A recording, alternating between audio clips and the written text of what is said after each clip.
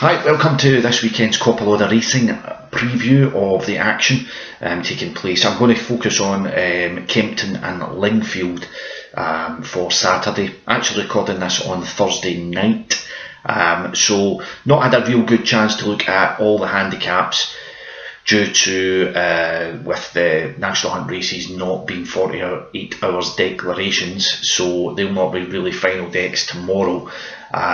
So we're going to have a look at what races we can. Flat action's fine because the declarations are all through, but I'm going to look at the big race at Kempton, the Betdaq handicap chase. I'll give you my thoughts on that. Also look at Cheltenham, some of the anti-post movers, well, not necessarily movers, but the markets there, and tell you what the prices are currently for that, if you fancy a wee nibble at anything there in the big races coming up, which is 2 weeks on Tuesday. The action gets underway at Presbury Park, and the big National Hunt Festival of the season. Last week we did alright with some of the tips. Ante did us a good turn by winning the Grand National trial at Haydock. Won it very impressively indeed, and that came in at a big price. The price did cut short in the run up to the race, but I hope you got on early if you backed it. We also had a winner with Elgin in the Kingwell Hurdle at Wincanton. That won at 5-1. That's pretty impressive. We also 20-1 was Isaacstown Lad was the price for that at Haydock, and I managed to finish third. So all round, not a bad weekend of tips there.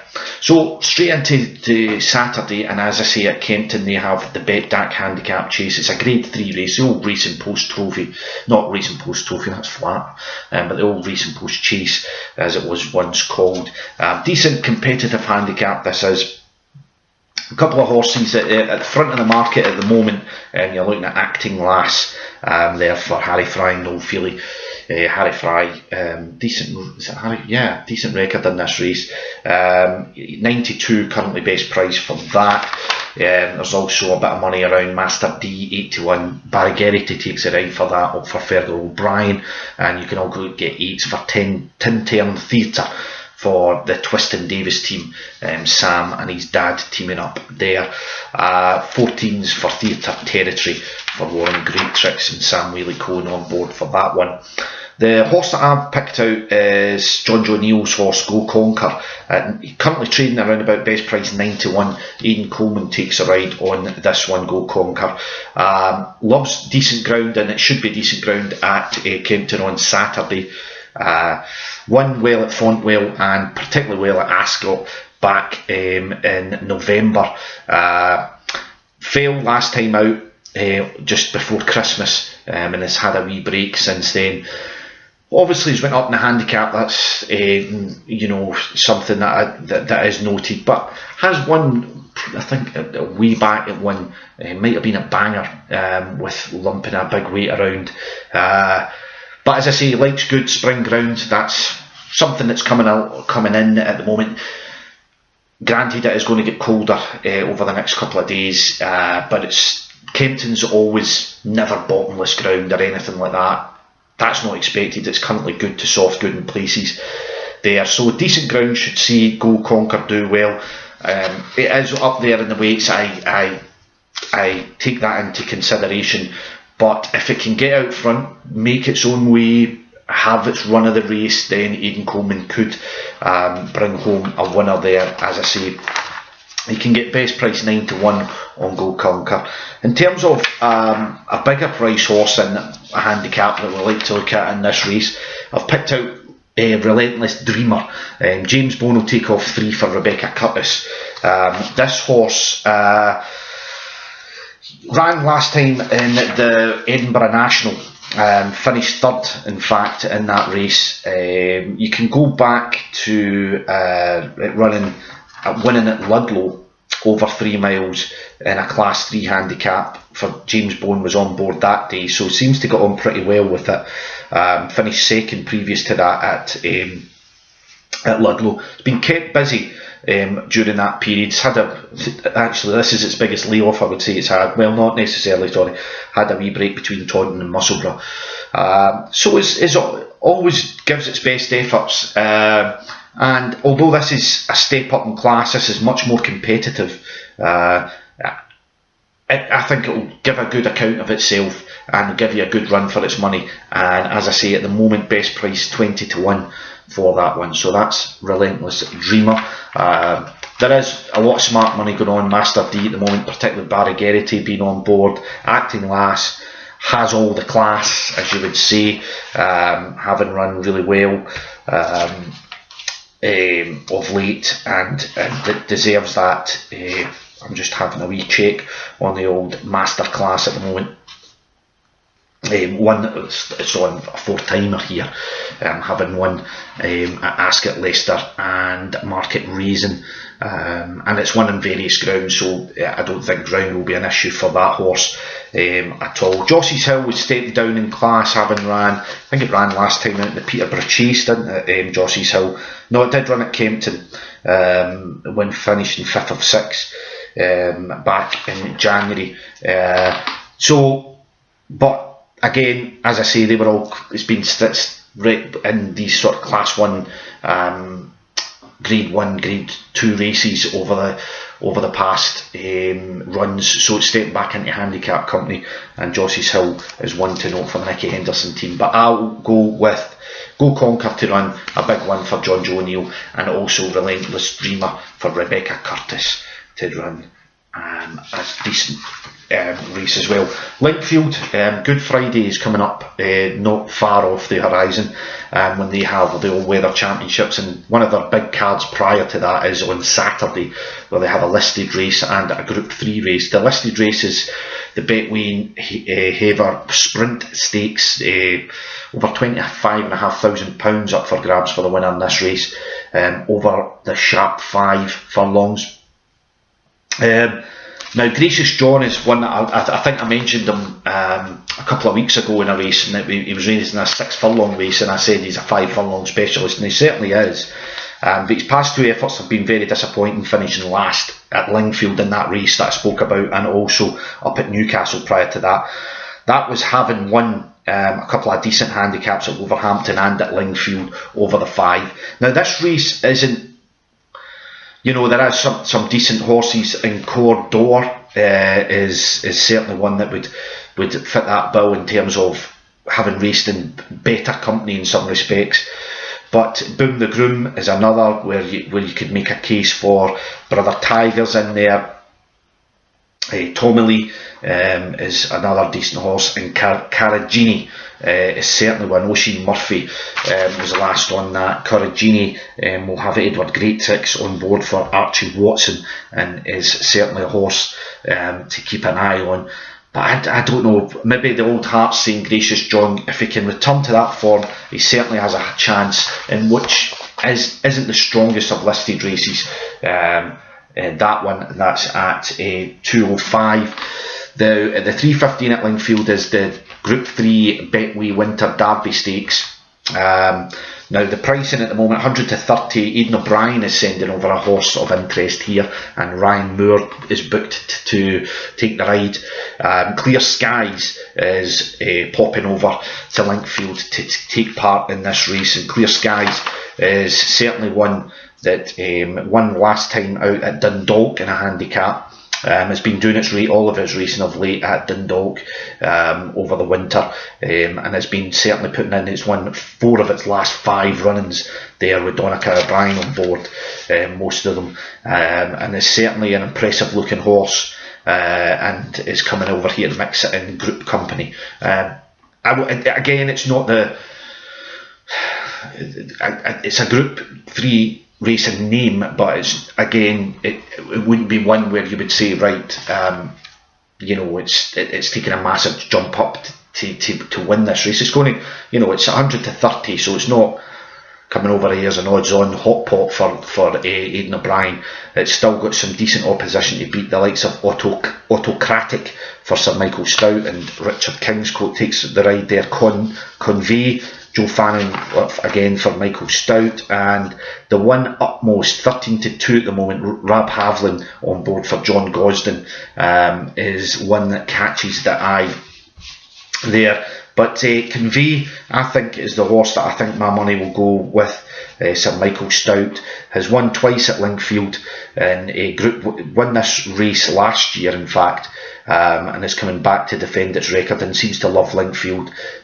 So I would go with Convey. They are currently trading around about 13-2 to take on the O'Brien Hot Pot that's coming over. And finally, one more race I'll look at Lingfield. There's a decent handicap at 350, a Class 2 handicap over the extended mile. Decent enough horses, but London is the horse that catches the eye for me. Didn't run particularly well last time out. Did win a decent handicap at Southwell. Be interesting to see how the market plays out in this race. One Sea Fox, I think, could Flanberry on there for David Evans. One horse that probably will, as I say, catch the eye as well is Mutawatha, Rab Pavlin for Simon Crisford. There'll be a lot of money going into the way of Goring, I'm sure, for Eve Johnson Houghton, and Charles Bishop takes a ride there. But maybe a wee bit of nibble each way there. Chevalier is another one that loves Lingfield. Luke Morris, another great jockey when it comes to all-weather racing. I don't know if I'm jumping the gun too early with London at the moment. That's a race where the market, how it sets up, it could be one that will be of interest, certainly. Yeah, I think if I was to stick my money anywhere at the moment, maybe London as a wee pop each way to do well, but Chevalier may be the one that for Archie Watson and Luke Morris is where maybe if you were putting on a bit of extra cash and looking for a winner, that's the one that you would possibly pick out. More to follow on Saturday. I'll post some on my Twitter account at the G McD. If you want to follow me on Twitter, there's a link to it on the YouTube page for there. Right, let's look at some of the anti-post markets when it comes to the Cheltenham Festival at the moment. If we look at the opening race of the festival, the Supreme, well, Get a Bird has always been the horse that has been what some would say that early banker that you want to get on your coupon, your bait and slip for the race. It's the hot pot that many have been noting in the run up to Cheltenham over the past few months. But there is some opposition to it. Get a Bird you can get out, it's trading around about 74, 13-8 mark. Boyle Sports has If the Cap Fits at 8-1 best price there. Kalashnikov, now that was a horse that won the Betfair Hurdle a few weeks ago at Newbury, and it won in really testing conditions, which surprised some folk, because the Kalashnikov certainly looks a horse that puts in its better performances on decent ground, which you would expect, particularly in the first race at Cheltenham on the opening day, that he should get decent ground. Good to soft in places, or good to soft in place, good in places is usually what we find. And he's currently Betfred of 7-1 at the moment for Kalashnikov. And probably for myself, looking for value, that's where I'll probably end up going on that opener. But I will be here in the run up to Cheltenham, particularly the Monday night, Tuesday night, Wednesday night, Thursday night, for the previews for all those big days at Cheltenham, and rounding it off on the Friday night, looking back on all the action and previewing the Midland National as you would do. Anyway, moving on to the Champion Hurdle on the opening day. Odds on at the moment for Bouvardere. No surprise there. He's done nothing wrong all this season to suggest that he can't defend his trophy come a couple of weeks' time. Faugheen has done nothing to suggest that he can return back to that performance that made everybody think this horse was going to go on and become Champion Hurdle for many years to come. He's currently 13-2 at the moment with Betfair, if you believe that he can get that form back, and Willie Mullins can work his magic with him, and Ruby Walsh will be back on board as well. So that's an interest. My Tenker Yours is Mulled Heart goes there, and he's done me proud in this race. He won at Cheltenham, of course, back in, he won the it was international, wasn't it? When he beat the new one, and he's currently 10-1. And a place is the best he can hope. I don't think he's going to beat stablemate, but who knows what might happen. It would be an amazing story. Wicklow Brave is an interesting one at 20-1 at the moment. Always runs really well, and Willie Mullins always seems to get, as we always know, gets his horses right. And Wicklow Brave is, I don't think will disgrace himself in this race, and at 20-1 looks decent at the moment. Yet to see if the market shape, if Elgin's going to be supplemented for the race after that win at Wincanton. And definitely there's nowhere else really to go, I think, for Alan King with Elgin. Looking at any of the handicaps, I think really you're pushing it there in terms of looking to looking at a horse where he's just going to be hammered with a load of weight to run into something like a county hurdle or a Coral Cup. So Elgin would be interesting to see if he is supplemented, whether they're going to wait to the Aintree hurdle. Who knows? We'll see there. No reason why I can't do both. Moving on to the Wednesday, Altior is odds on at the moment for the Queen Mother as expected. Question mark about Duvan, about that, but Special Tiara will run a race, loves the spring, just comes back into its own. Then currently 16-1 with William Hill Special Tiara, and I would be hard to think that will be out of the places in that race, in my point of view. Looking at the Ryanair on Thursday on Dessau, you're looking at 5-2, 11-4 in places. Fox Norton 6-1 with Ladbrokes, best price. Now Top Notch disappointed recently at Ascot. To my surprise, Waiting Patiently ran a blinder, so did Q Card, as we know. But Top Notch is currently 8-1 for the Ryanair, and I wouldn't dismiss him yet. He's run well at Cheltenham before, and hopefully that performance at Ascot was a blip and pretty testing ground. So I'm going to stick faith. I have faith still with Top Notch there. And the Stayers, Sam Spinner's 5-1, and I really do think that's a really impressive horse, and will run a real. Has got to be well respected on form at the moment. It's really performed really well. Super Sunday, who beat Faugheen in Ireland at the Dublin Festival recently, stepping up into the Stayers chase. Currently 4-1 at the moment for that. Now the new one eventually is going to take on this race. I think it's a bit too late, but it's going there now for the Stayers, having run in the Champion Hurdle for a few years. Currently best price 12-1 there for the new one, and I think there'll be a lot of sentiment going there. Can it win it the festival again? Of course, it has won the Neptune previously, but always sort of was the nearly horse for the Champion Hurdle. But some felt it just wasn't classy enough for a Champion Hurdle. Come up against some really good horses down the years, but Stayers Hurdle could put in a performance again. Each way shout for the new one. And looking on to the marquee race of the whole festival course is the Gold Cup, and Might Bite is currently 4-1 at the moment. I think that's with Betfair. Sizing John, last year's winner. Question marks about that this season, how good it is. 6-1 at the moment to defend its title. Native River, who performed well at Newbury recently, is 13-2 with Betfair. Finished third in this race last year, if you remember, and no disgrace there. And the Cotswold Chase winner, Definitely Red. Paddy Power have that priced at 20-1, and that certainly could run a really good race. Brian Ellison's adamant that good ground will see him go well as well, even if it's not, because it ran in testing ground out in the Cotswolds and done well. This is a big step up in class to that, as we know, but Definitely Red, there's nothing to suggest that it can't put in a good performance and give you a good run for your money at 20-1, and it should be probably around about that price come the race day itself, unless there's any movement at the front of the market, any question marks over any of those front three in the market competing in that race. Taking a wee look at the Grand Nationals, anti-post betting. Betfair have Black Lion at 14-1. Last Samurai's 22s with Sport Nation. Total Recall's 12-1.